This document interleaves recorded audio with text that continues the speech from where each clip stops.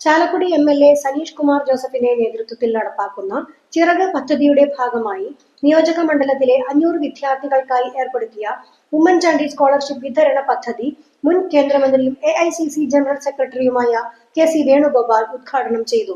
വിദ്യാഭ്യാസ കാര്യത്തിൽ കേരളം വളരെ മുന്നിലാണെങ്കിലും വിദ്യാഭ്യാസം ചെലവേറിയതാണെന്നും ഭരണപരമായ തീരുമാനമെടുക്കുമ്പോൾ മുൻപിലുള്ള ആളുകളിൽ അവസാനത്തെ ആളെ പോലും പരിഗണിക്കുന്നതായിരുന്നു ഉമ്മൻചാണ്ടിയുടെ രീതി എന്നും KC വേണുഗോപാൽ MP പറഞ്ഞു.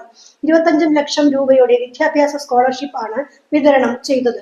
സെക്രട്ടേറിയറ്റ് കോളേജിൽ നടന്ന ചടങ്ങിൽ സനീഷ് കുമാർ ജോസഫ് MLA അധ്യക്ഷത വഹിച്ചു.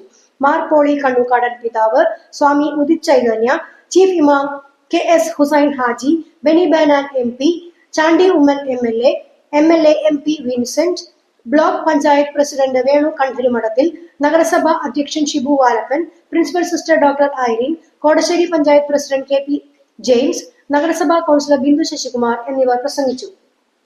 എന്റെ പിതാവിന്റെ പേരിലുള്ള 500ഓളം കുട്ടികൾക്ക് നൽകുന്ന 25 ലക്ഷം രൂപയുടെ സ്കോളർഷിപ്പ് ചടങ്ങിൽ വന്ന് പങ്കെടുക്കുവാൻ സാധിച്ചതിൽ അതിയായ സന്തോഷം.